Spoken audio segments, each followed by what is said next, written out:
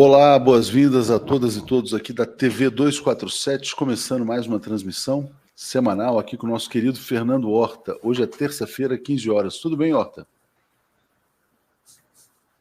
Fernando Horta, tudo bom, me escuta? Atush? Tudo tranquilo comigo? Fernando Tô te Horta ouvindo. tá Tá mas tem um delay de fato. Eu falo, demora um tempinho para chegar aqui. Então, só pedindo um pouco de paciência para o pessoal. Tá tudo bem com a transmissão, mas tem, não sei por que motivo, um pequeno delay entre a minha fala e a do Fernando Horta, né? Bom, eu quero começar agradecendo aqui a Elaine, que se tornou assinante, ao Edivaldo Soares. E, Horta, vamos falar sobre primeiro turno, né? Uma pesquisa realmente fantástica do IPEC. Passo para você fazer a sua primeira leitura sobre esse resultado em que o ex-presidente Lula tem 46, todos os seus adversários têm 45, ou seja, ele tem mais de 50% dos votos válidos. Ele tem 51. Diga, Horta. A gente tem que se manter calmo nesse momento e ser, vamos dizer assim, a gente aplicou um determinado critério lá atrás, tem que aplicar o mesmo critério aqui. O presidente oscilou dentro da margem de erro, né? 2 pontos, ainda que sejam 2 pontos para cima, de 44 para 46, é dentro da margem de erro. Então, dentro da margem de erro, a gente tem que tomar um certo cuidado, a gente não admite aquele novo valor como um valor sedimentado, definido, né? Pode variar, mas essa variação sendo para cima, como a gente está olhando, especificamente numa semana em que Jair Bolsonaro apostava muito numa mudança de cenário, né? Uma semana logo após o 7 de setembro, todas aquelas mobilizações, quer dizer, uma série de mudanças aí, dentro dos programas de financiamento do governo, a Caixa Econômica Federal entrando na disputa eleitoral. Então você tem uma série de apostas que Jair Bolsonaro fazia. Ciro vinha fazendo apostas também muito altas, no sentido de, nessas 3 últimas semanas, galgar o que estava precisando para alcançar ou chegar mais próximo de Jair Bolsonaro. E toda essa perspectiva, ou todas essas perspectivas foram por água abaixo, mantendo-se uma realidade muito clara desde o início dessas pesquisas. Isso é mais ou menos um ano atrás, quer dizer, nós continuamos no limiar para ganhar no primeiro turno.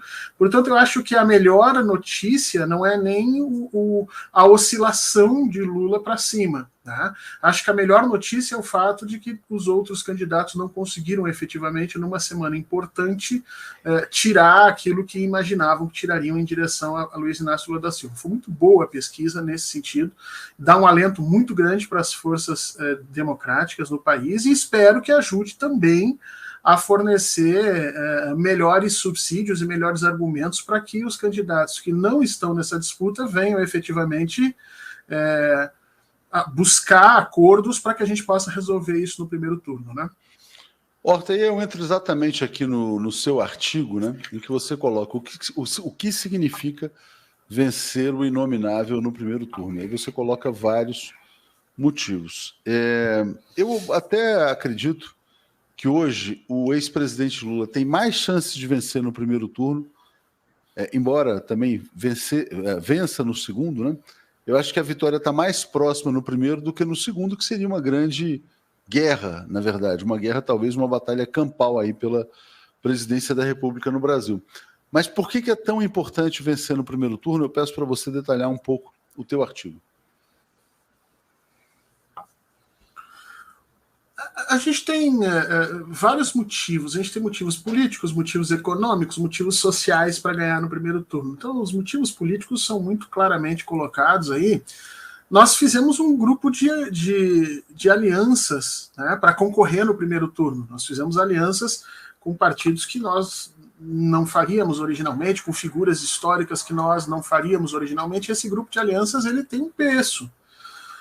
Preço, por exemplo, o economista do PT ontem, numa entrevista ao Valor, declara que o presidente Lula se comprometeu em manter a presidência do Banco Central, que é uma coisa que o PT há tempos discutia, esse negócio de Banco Central independente. Agora, por que o presidente resolveu fazer isso? Porque faz parte da nossa aliança. É óbvio que essa não é uma postura categórica do Partido dos Trabalhadores, mas é fruto de uma negociação política que nós não podemos romper nesse momento. Tem outros pontos dos programas que também são pontos que foram negociados para conseguir essa aliança.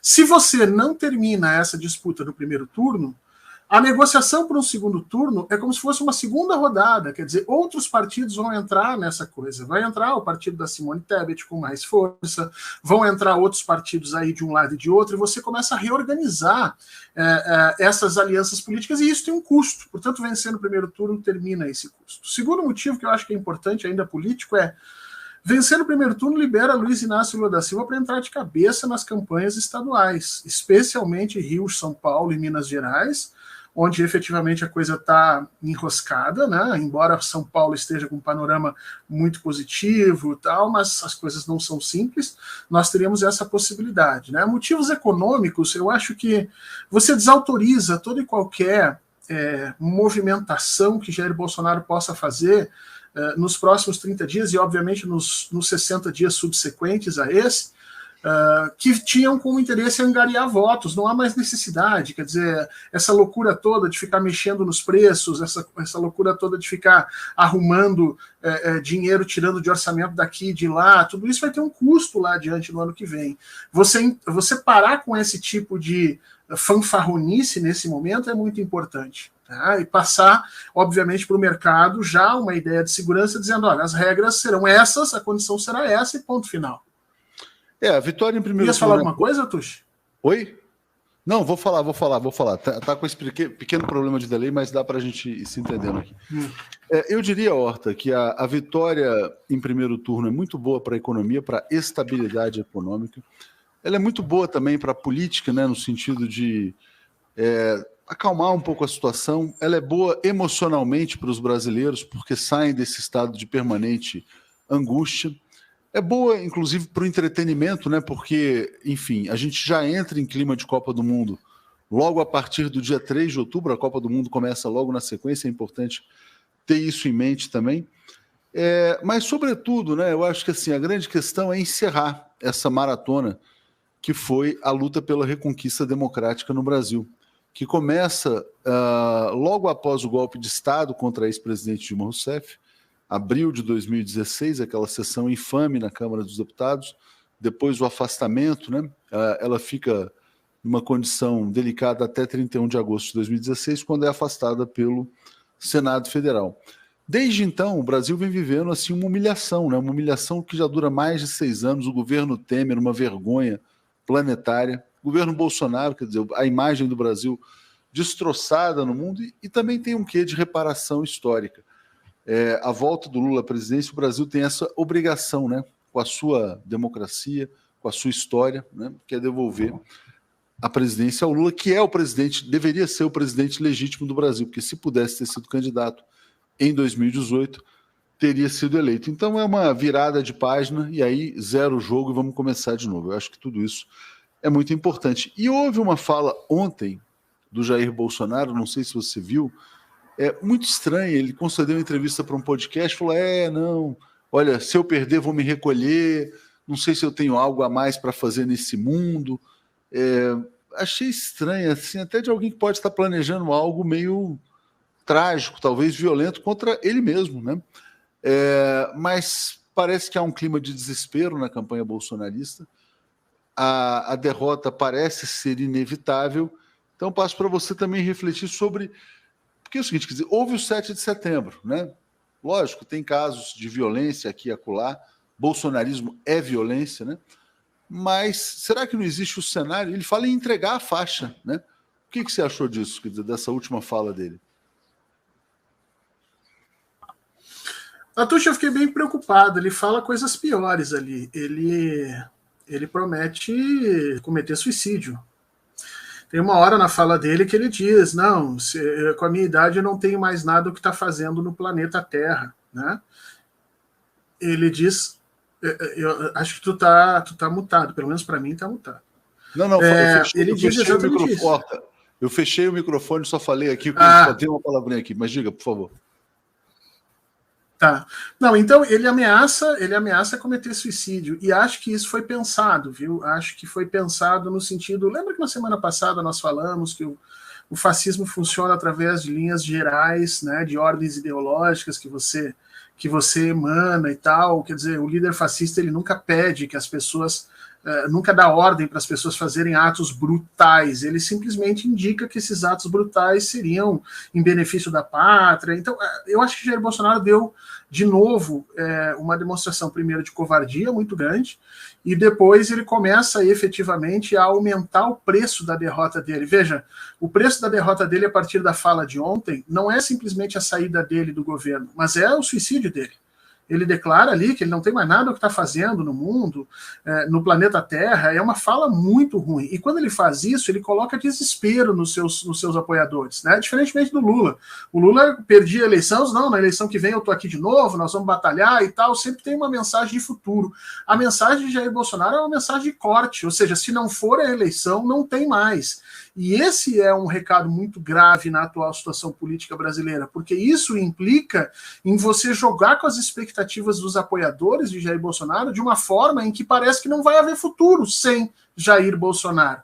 Isso é muito perigoso mesmo. Agora, isso vem depois, Satushi, daquela entrevista do Lula na CNN, né, em que o William Vac, no final da entrevista, faz uma pergunta tremendamente complexa ou complicada nesse momento, né? Ele pergunta se o presidente Lula vai anistiar Jair Bolsonaro, ou seja, ele presume que Jair Bolsonaro vai ser processado, que vai ser preso, que vai ser culpado, e ele já está pensando na anistia. Aquilo ali foi muito brutal. A gente vai falar sobre isso, Horta, sobre essa questão do William Vac, mas é importante que a gente fale sobre isso aqui que a Andréa Vieira está chamando de vitimismo de fascista, porque nem todo mundo assistiu. Ele estava muito derrubado nessa fala. Lembra, né? Para quem assistiu aquele filme A Queda, sobre os últimos dias de Hitler, aquela cena dramática, né, do Goebbels, que ele se mata a família inteira, dizendo que não vale viver num mundo sem Bolsonaro. Hoje, por acaso, eu estava escutando uma live do Conde em que o Vinícius falava de uma tese do Vladimir Safatli que tem a ver com uma espécie de... Tem um momento suicida no fascismo, né? Um momento em que eles percebem que o fim da linha está se aproximando e, se eles não têm força para impor a violência, eles cometem a violência contra os próprios, né? Essa é a grande questão. Mas o Antônio Pascoal está dizendo, não acreditem nesse monstro. Eu vou botar aqui a cena, para quem não viu ainda, e já já a gente avança um pouquinho mais. Se essa for a vontade de Deus, eu continuo. Se não for, a gente passa aí a faixa e vou me recolher, porque com a minha idade eu não tenho mais nada a fazer aqui na Terra, né? Se acabar essa minha passagem pela política aqui em 31 de dezembro no corrente ano. Obrigado a todos. Temos os meus valores, a família, né? Eu sempre falo Deus, pátria, família e liberdade. Não esqueça a palavra liberdade, é importantíssimo. Se essa for a vontade de Deus.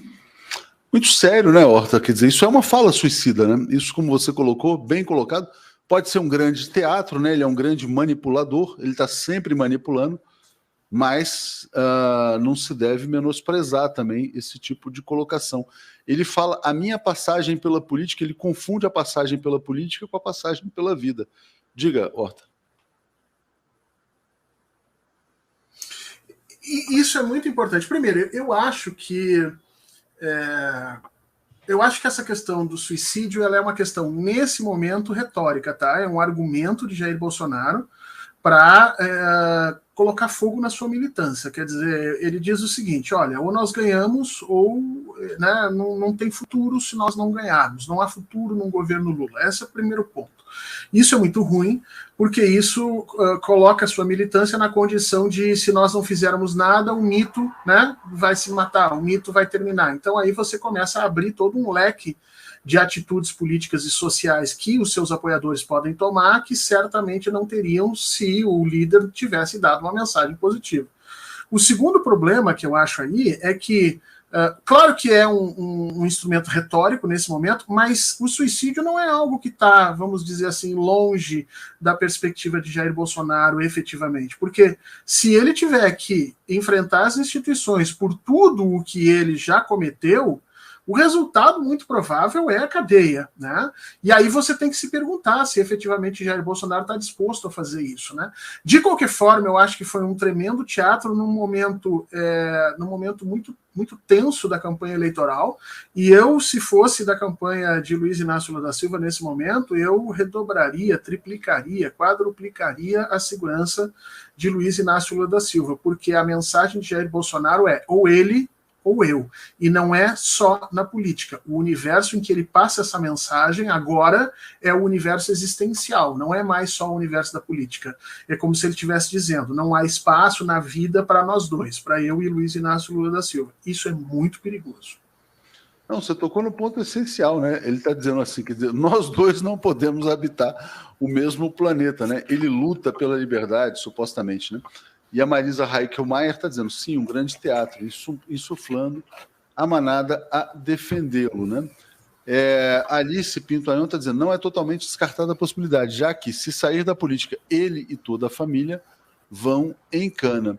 Horta, agora vamos entrar então na entrevista à CNN, em que, de fato, né, foi muito estranho o que aconteceu. Aquela última pergunta do William Vac, em que ele praticamente fez uma proposta, né? Não era uma pergunta. Ele está dizendo, Lula, você não quer anistiar o nosso bandido de estimação, não? Né? A gente sabe que ele é criminoso. Na verdade, ele confessa que o Bolsonaro é um criminoso e propõe uma anistia para pacificar o Brasil. Eu botei assim no Twitter ontem, olha, a proposta de William Vac. A Lula anistia Bolsonaro, pelo menos confirma algo interessante. A elite neoliberal e golpista admite que colocou um criminoso no poder para assaltar os mais pobres. Como é que você viu essa proposta do William Vac, Horta? Eu achei a entrevista toda muito mal pensada. A gente depois acho que vai ter tempo para falar da entrevista mais em si. Eu achei ela toda muito mal pensada, eu achei ela agressiva, eu achei ela maldosa.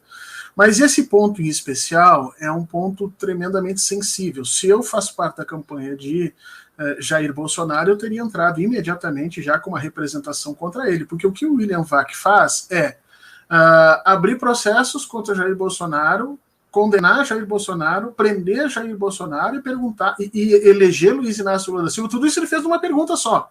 E depois fazer uma chantagem com o Lula, né? Você daria a anistia em troca da paz social? Perceba, existe uma construção e um caminho de coisas que não estão claras e depois uma chantagem. Quer dizer, você daria a anistia em troca de paz social? Quer dizer, se o presidente dissesse não dou anistia, o resultado é não vai haver paz social, né? Agora, se o presidente diz dou anistia, bom, então a nossa liderança está salva nesse momento. Agora, esses passos, esse encadeamento, ele é brutal com o Jair Bolsonaro. Quer dizer, jamais ele poderia ter feito uma coisa dessa em rede nacional. E, passando um caminhão aqui do lado agora. Eu espero, efetivamente, que nós não tratemos essas questões com esse tipo de desídia, né? Vamos dizer assim, porque tem muita água para rolar embaixo dessa ponte. Primeiro, não é o presidente que define se vai ser culpado ou não vai ser culpado. Isso aí tem instâncias, tem defesa. Nós, da esquerda, jamais faríamos o que o Sérgio Moro fez, né? Punir Jair Bolsonaro sem lhe dar direito de defesa, usar meios institucionais para se vingar dele. Isso é coisa de fascista. Nós não fazemos isso. Então, há ainda um espaço de tempo onde as instituições precisam ser respeitadas e esse caminho todo tem que acontecer. E o que o William Vac fez foi, em realidade, passar por cima de tudo isso e dar como favas contadas. Foi uma pergunta tremendamente infeliz. Agora, por sorte, o Luiz Inácio Lula da Silva se desviou dela, não assumindo nenhuma responsabilidade, até porque não é dele essa responsabilidade, né? Mas mais do que isso, mandando um recado para ele que outras instituições no Brasil existem, que não é só o presidente. Porque na cabeça do William Vac parece que o presidente é plenipotenciário. Eu acho que ele pensa que quando sai Jair Bolsonaro vai entrar Luiz Inácio Lula da Silva e a situação vai se manter a mesma. Não. Os poderes da nação vão ser libertados. Existem outras instituições que falam nesse momento. Certamente. Deixa eu agradecer aqui a Moema Bittencourt. Saudades da Moema, estava sempre aqui com a gente dizendo: chora, monstro, carrega o couro com teus seguidores. Mito é algo tão fora da casinha que duvido da sanidade de muitos minions ou das boas intenções daquela gente, né? Bom, a gente falou da pesquisa, a pesquisa deixa claro que o ex-presidente Lula vencerá a eleição, possivelmente em primeiro turno. Bolsonaro, a gente falou do seu desespero da entrevista na CNN do William Vac. William Vac, assim que dizer, na verdade, na minha opinião, Horta, ele foi o retrato perfeito e acabado do que é a mídia corporativa. Mentirosa, né?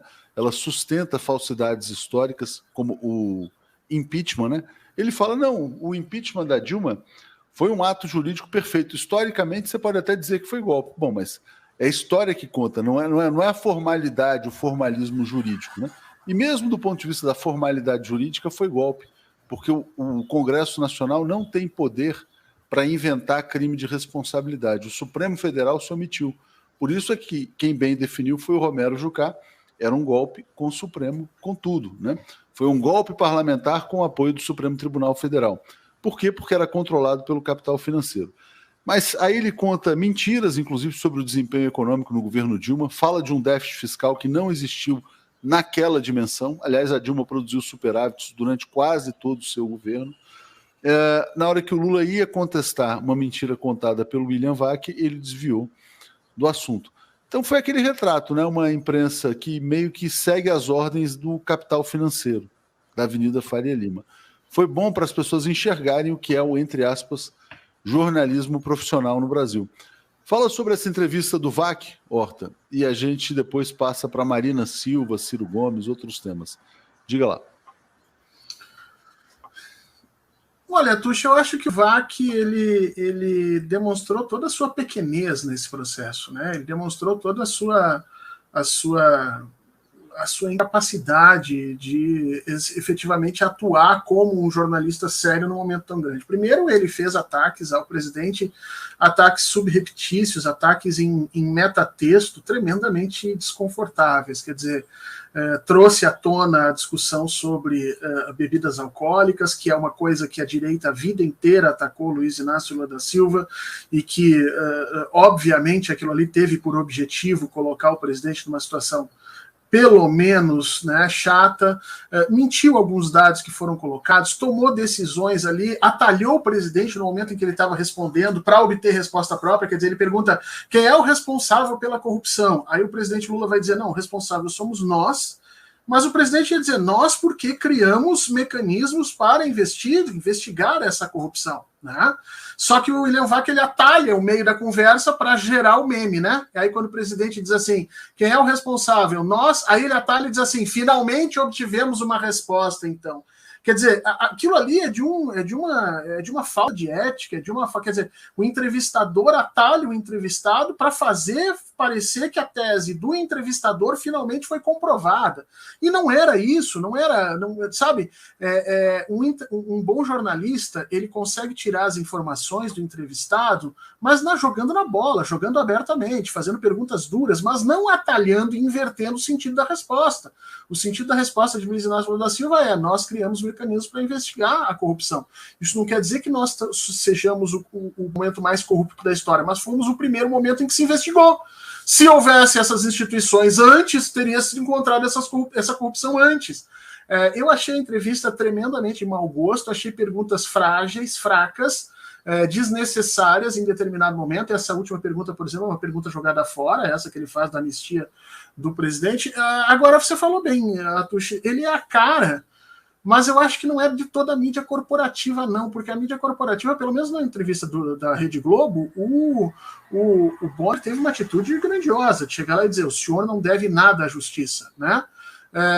Agora, ali não, ali me parece a cara desse jornalismo da CNN Jovem Pan, que meio que é um conglomerado ali de extrema-direita, que faz um jornalismo de péssima qualidade nesse processo. Eu acho que foi mais ou menos isso que ele passou. Passamos pela entrevista, o Lula saiu bem nessa situação, mas que a gente tenha isso em mente, né? Que os níveis de jornalismo no Brasil, o nível de profissionalismo no Brasil está muito abaixo do que efetivamente essas empresas lucram com o pouco que oferecem para a sociedade. Deu para perceber, né? Quer dizer, a diferença, como as pessoas são manipuláveis ali. Bom, vamos passar então para primeiro turno, Marina e Ciro Gomes, né? A Marisa está dizendo, Ciro ainda não foi para Paris, só vai se a boca parar de se espumar. Ontem tinha um meme muito legal, né? Era o Ciro de frente para o computador e ele já procurando ali no Decolar ali um hotelzinho em Paris. Mas, Horta, vamos falar primeiro sobre a Marina, né? Foi um gesto de reconciliação importante. Eu acho que passa uma mensagem, né, de pessoas que se afastaram, que fizeram parte do mesmo grupo político, podem se reencontrar em algum momento da história. Peço a sua avaliação sobre esse gesto da Marina e também do Lula, né? Porque, na verdade, houve concessões de parte a parte. Diga. É um gesto, Atushi, que é um arco, né? Nós vamos enxergar um arco que o PT está percorrendo, o Lula está percorrendo nesses últimos 3 ou 4 anos. Esse arco começa, vamos dizer assim, lá com o Jean Willis, né? Quando o Jean Willis abandona a parte mais agressiva do PSOL, faz um meia-culpa, dizendo, olha, nós realmente estamos interditando o processo político, e ele vem para o PT, e a partir dali nós temos o Jean Willis, depois nós temos o Freixo, né? Nós estamos vendo esse arco acontecer. Recentemente, Luiz Inácio Lula da Silva esteve em Porto Alegre, Luciana Genro foi tirar foto com ela, se reconciliou com o seu pai, Tarso Genro, ambos colocaram nas redes que começaram a se falar novamente, depois de um bom tempo, se falar em política, né?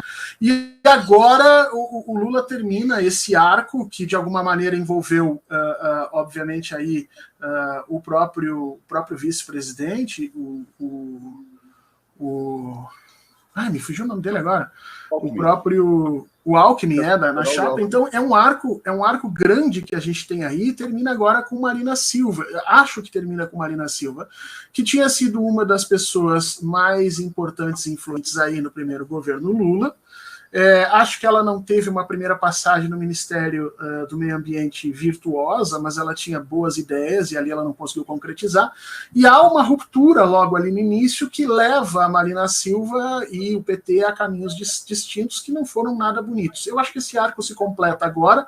Espero que nós consigamos efetivamente fazer esse governo num grande arco de alianças políticas. Agora, perceba, ia ser muito estranho a gente se reconciliar com Geraldo Alckmin e não se reconciliar com Marina Silva. Eu acho que o presidente está sendo extremamente cordato e muito lúcido naquilo que está fazendo, dizendo, olha, viemos para fazer um grande acordo, um grande governo de coalizão, e estamos fazendo isso, ainda que concessões tenham que ser feitas. Muito bom, né? Júlio Beraldi dizendo, temos o chuchu e agora a Marina, para temperar e refogar, tudo orgânico para vencer. Todo mundo, Horta, que viu o gesto da Marina Silva nas redes, e o do Lula também, mesmo colunistas assim de direita ou até de extrema direita, disseram, esse foi um movimento importante que acelera a busca do ex-presidente Lula pelo voto útil, pela vitória em primeiro turno. E aí as pessoas passam a olhar para o Ciro Gomes, que tem lá 7% dos votos segundo o IPEC, mas só tem mais ou menos uns 30% de votos sólidos. Tem muitos que podem mudar. Então, desses 7, na verdade, o Ciro só tem uns 3 no máximo. Né? Tem 4 aí que podem mudar. E a gente está vivendo, está faltando muito pouco, Horta, para influenciadores ligados ao Ciro Gomes fazerem um gesto, né? Tipo, por exemplo, o Tico Santa Cruz. Um abandono público do Ciro.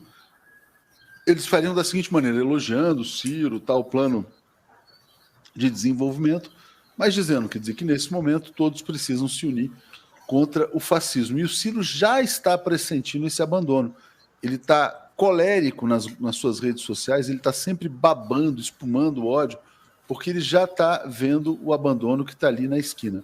Então passo para você, Horta, para falar sobre esse desespero do Ciro Gomes, uma agressividade redobrada, e o que farão os ciristas, né, daqui para frente? Vamos lá, você tocou muito bem nessa questão. Quer dizer, o Ciro tem 7%, desses 7%, 3% consolidado. Dos 4 que sobram, eu vou dizer para você, Atush, que 2% são da direita, viu?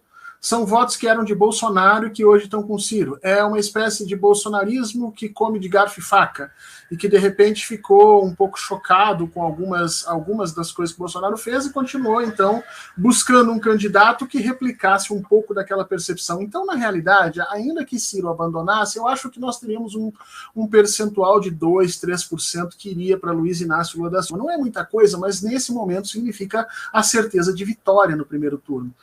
Então, por isso eu acho que o PDT, nesse momento, está perdendo uma oportunidade histórica gigantesca. Uma oportunidade histórica de fazer 3% de votos valerem um mundo um mundo de importância política, quer dizer, valerem a recolocação do PDT dentro do cenário nacional com força, talvez aí com algum ministério, algumas condições extremamente importantes para retomar a sua política, e tudo isso, obviamente, está sendo travado, está sendo proibido de ser feito pela megalomania de Ciro Gomes. E é isso que os seus apoiadores estão percebendo. Estão percebendo que o caminho do PDT está sendo travado por Ciro Gomes, estão percebendo, através da análise racional da situação política e econômica brasileira, de que Ciro é um coadjuvante nesse processo, e um coadjuvante cujas atitudes, até esse momento, auxiliam somente, exclusivamente, Jair Bolsonaro.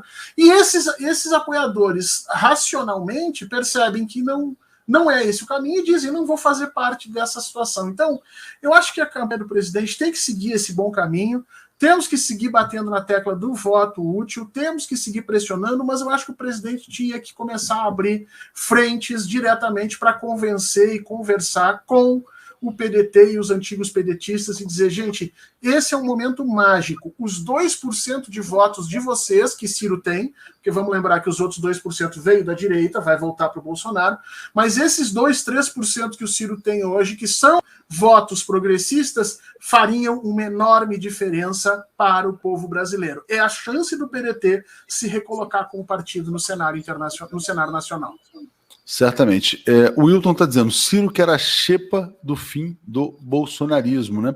E eu coloco aqui o artigo do Miguel do Rosário, que já foi ligado ao Ciro Gomes, depois se afastou, foi muito agredido, né, por ciristas. Ele está dizendo, a barragem rompeu, IPEC detecta forte migração de ciristas para Lula. Sérgio Vale está dizendo, Ciro possui um quadro ego-psicopata. Olha aqui, o Nagy Oliver está dizendo assim, vocês não são jornalistas, são petistas. Nagy, queria te dizer o seguinte, quer dizer, uma coisa não exclui a outra, mas eu quero dizer que eu não sou petista. O Fernando Horta é militante do PT, né? Ele é um convidado, ele é um comentarista, ele é um colunista nosso, que é vinculado, até acho que, se não me engano, já foi candidato pelo Partido dos Trabalhadores, né?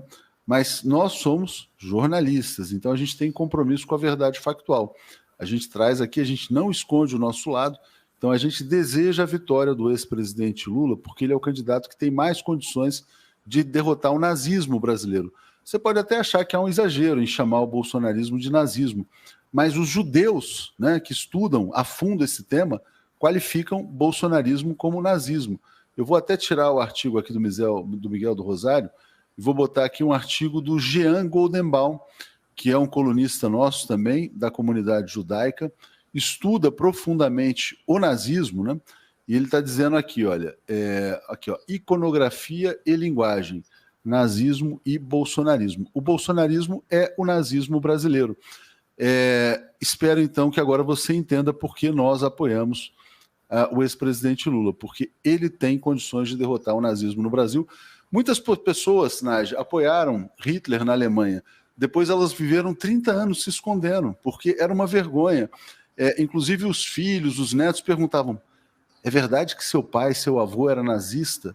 Né? Não fica com esse carimbo na sua história, não. Tenta se libertar que você vai ser uma pessoa melhor e mais feliz. Fernando Horta, desculpa aqui ter feito essa digressão, mas de vez em quando eu vejo as pessoas aqui nos atacando, eu tenho esse impulso. Diga lá, Horta. Então, só colocar que eu também não sou jornalista, eu sou historiador, embora os historiadores e os jornalistas tenham muita coisa em comum, né? Nós também fazemos investigação, os historiadores também fazem entrevistas, às vezes as nossas fontes não estão vivas, viu, Atucha? Aí é mais difícil a gente arrancar informação, mas a gente tenta, né?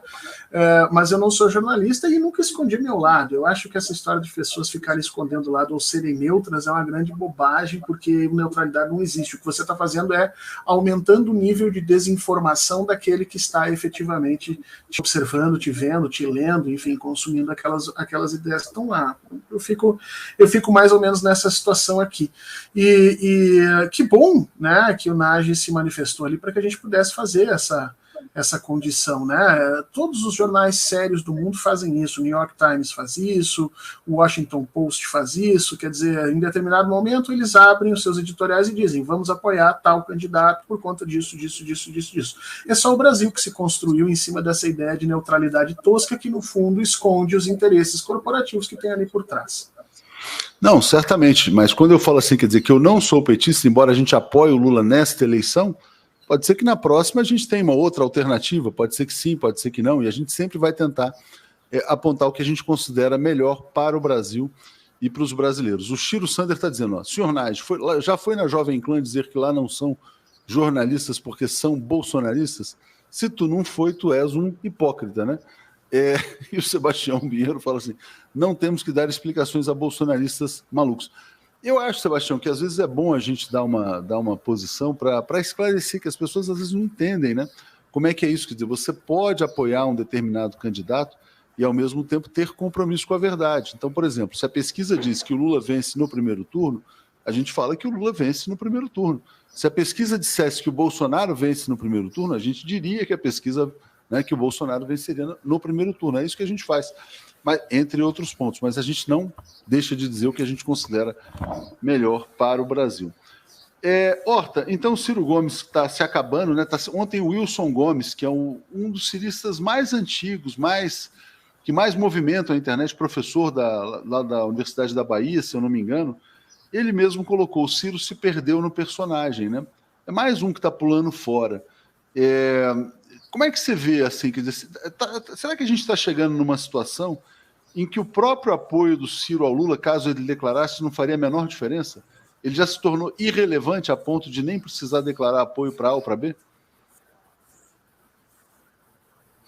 Você toca num ponto muito importante, quer dizer, a depender da posição do Ciro nas próximas semanas, eu acho que na próxima semana, inclusive a janela de oportunidade é uma semana, nós temos duas coisas que podem acontecer aí que são muito violentas. A primeira é uma migração racional dos seus eleitores já para Luiz Inácio Lula da Silva, que transformaria o apoio de Ciro e do PDT numa não necessidade, e isso faria com que, obviamente, o valor negocial político desse apoio caísse lá embaixo. E tem uma segunda coisa que eu acho muito importante a gente citar aqui.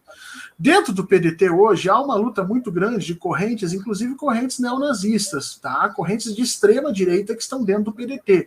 O PDT tem uma origem, o trabalhismo tem uma origem dentro do positivismo no século XIX. O positivismo do século XIX também é uma das linhas filosóficas que sustenta a perspectiva nazista. Então, não é difícil para uma mente um pouco perturbada encontrar semelhanças no trabalhismo com essas doutrinas de extrema-direita.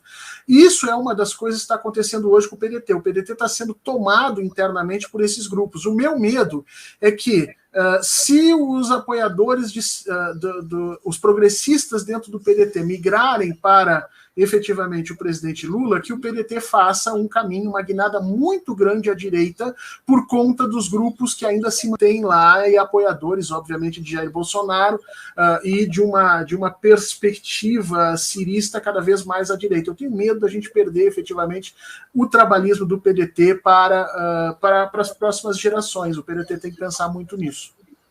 É interessante, Horta, essa pergunta do Eugênio Pacelli de Diniz Leite. Ele fala, por que chamam os canais de esquerda de progressistas? Detalhe isso para mim entender.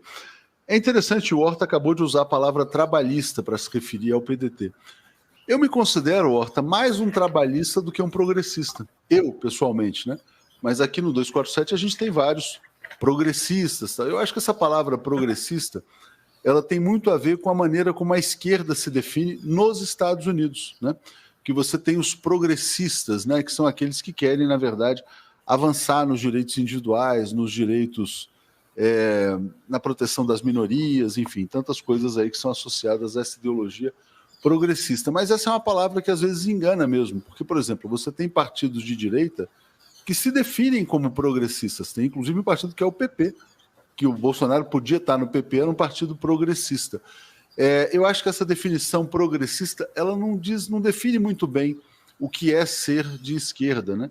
Porque, por exemplo, eu acho que as duas principais vertentes do que deveria ser considerado esquerda seriam, de um lado, o nacionalismo, né? Você defender que todos os países possam explorar os seus recursos de maneira autônoma e soberana, né? Porque isso gera as bases para o desenvolvimento, e também a questão de valorização do trabalho, quer dizer, uma valorização do trabalho em relação ao capital. Então, por exemplo, a esquerda, o partido de esquerda na Inglaterra se coloca como partido trabalhista, mas essa palavra progressista meio que capturou, né, a qualificação de esquerda. Interessante, te peço para responder essa colocação do Eugênio Pacelli. Então, tu tem várias formas de você diferenciar os campos políticos, né, através de rótulos. Nós utilizamos rótulos de uma forma pedagógica. Quando nós dizemos tal pessoa de esquerda, tal pessoa de direita, tal pessoa é fascista, eu estou, obviamente, fazendo uma diminuição daquilo, do pensamento daquela pessoa e enquadrando ela dentro de alguns princípios pedagógicos para que as pessoas que estão me ouvindo entendam efetivamente do que eu estou falando. E aí, nesse sentido, existe uma dicotomia clássica que vem, a bem da verdade, aí lá do século XVIII, que são os conservadores e os progressistas. Os conservadores são aqueles que lutam contra a mudança e os progressistas são aqueles que lutam a favor da mudança. Para que lado essa mudança vai se dar, nós não sabemos direito ainda, né? Mas essa dicotomia é central. Então, o termo progressista, ele é um grande guarda-chuva, é um termo guarda-chuva que engloba todos aqueles que trabalham ou que defendem que as coisas devam mudar e mudar de forma rápida e consistente. Os conservadores, de alguma forma, se opõem a essa mudança, obviamente o nome diz, né? Não se opõem na totalidade da mudança, mas pretendem que essa mudança seja gerida pelo tempo, de forma calma, de forma, né, branda. Então, a partir da Revolução Francesa se começou a utilizar essa perspectiva, né, do progressismo, e dentro desse progressismo você tem desde o pessoal que quer revolução para ontem e destruir as instituições que já existem, até efetivamente gente de centro-direita que tem o objetivo de transformar a sociedade para um ideal mais tecnicista, mais excludente, com maiores níveis de desigualdade. Então, dizer que é progressista não quer dizer necessariamente que a criatura tem determinados princípios de esquerda ou de direita. Dizer que é progressista simplesmente avisa que o conservadorismo não nos é uma hipótese válida, nós não aceitamos. Então, ele tem razão de dizer que talvez isso não explique muita coisa, mas é um termo político que nós usamos para não ter que definir todas as pessoas, porque nesse momento no Brasil está muito mais em voga a gente perceber aquilo que nos une do que aquilo que nos separa. Então, o que Geraldo Alckmin, Luiz Inácio Lula da Silva, Marina Silva têm em comum? Olha, seria capaz, a gente podia falar aqui 3 meses a fio de diferença no pensamento de cada um deles, mas todos eles entendem que nós precisamos passar por esse momento, atingir um país democraticamente mais forte, mais consistente, e ali adiante a gente vê efetivamente quais os caminhos que vão lembrar. Então eu acho que a ideia de progressismo é essa. É um grande termo guarda-chuva que estabelece dentro de si um sentido de oposição ao conservadorismo. O Marcelo Lacerda fala: Fukuyama já admitiu que sua teoria estava errada e que a social-democracia foi longe demais. Aí o Léo Pena fala assim, ó, não gosto de ser chamada, aqui está como Léo Pena, mas é uma senhora, né? Não gosto de ser chamada progressista, parece que sou do PP, sou de esquerda, né? Eu acho que a gente poderia se chamar também da imprensa trabalhista, imprensa nacionalista, enfim, poderia ser de outra maneira. Horta, enfim, já falamos então dos movimentos, né? Tem essa janela de oportunidade para o PDT. Eu acredito na vitória em primeiro turno, eu acho que ela vai se confirmar nas próximas pesquisas também, e acredito que as últimas semanas vão acelerar essa tendência de decisão em favor do Lula. Eu acho que muitos eleitores do Ciro vão, na verdade, tomar essa decisão, principalmente quando vierem influenciadores, né, como o Tico, enfim, e outros, e acho que até eleitores da Tebet. E acredito também que eleitores do Bolsonaro podem se descolar do bolsonarismo, à medida em que a gente vai insistindo, dizendo, olha, esse cara está tentando comprar voto desesperadamente, é uma vergonha para o Brasil, ele vai fazer um discurso na ONU aí nos próximos dias, vai passar mais um vexame, porque ele sempre passa vexame, né? Então ele destrói a imagem do país. Quero te perguntar, você acredita na vitória em primeiro turno? Acredito sim, viu, Léo? Acredito muito nessa vitória no primeiro turno. Acho que o caminho da racionalidade deve atingir aí eleitores de Ciro e de Tebet, mas eu discordo um pouco da tua posição sobre Bolsonaro perder votos porque está comprando votos. Isso não acontece. Eu acho que a fala do Bolsonaro ontem, a fraqueza que ele demonstrou ontem, faz com que ele perca mais votos do que efetivamente todo o serão que ele comprou todos os 670 mil mortos que ele foi responsável. Quer dizer, ontem ele demonstrou fraqueza, que para, efetivamente, os apoiadores dele é um sentimento inimaginável e impensável. Ontem ele perdeu muitos votos. Se ele não mudar essa perspectiva, ele vai literalmente desidratar. E essa, obviamente, desidratando Jair Bolsonaro, nós teremos mais chance de vencer ainda no primeiro turno. Embora eu pense que nos próximos 15 dias nós vamos ver, sim, uma migração de 1, 2 ou talvez até 3 pontos percentuais para o presidente Lula, e isso já seria suficiente para que a gente terminasse esse pesadelo o mais rápido possível. E lembro, né, Tuxi, só uma coisinha que eu lembro aqui é que está aumentando a violência do lado bolsonarista, né? Ontem nós tivemos um episódio de um líder de um carro bolsonarista que tentou tirar um carro de uma liderança petista no meio da estrada, jogou o carro para cima. Nós devemos ter um aumento dessa violência nos próximos dias, e isso vai contribuir também para que o voto racional e o voto útil se concentrem em Luiz Inácio Lula da Silva. Isso. O pessoal está falando do seu gato miando aí na live, né? Horta, deixa eu te falar, o Beraldo está dizendo, Horta, uma vitória no primeiro turno favorece a eleição de Haddad. Eu acho que esse é um outro ponto para se apostar na vitória em primeiro turno. O efeito que terá nas disputas que irão para o segundo turno. Por exemplo, São Paulo, Fernando Haddad versus Tarcísio ou Fernando Haddad versus Rodrigo. Rio de Janeiro, Marcelo Freixo versus Cláudio Castro. Ceará, Eumano versus Capitão Wagner. Caso o Lula possa, já eleito, se envolver nas disputas estaduais, a chance de ganhar os estados aumenta muito. Então, passo para você falar a respeito disso. Não, esse é um dos pontos-chave, Atucha, é um dos pontos-chave que nós temos que trabalhar. Quer dizer, essas lideranças, essas disputas regionais estão muito encarniçadas ainda. Tem muita água para girar embaixo dessa ponte aí.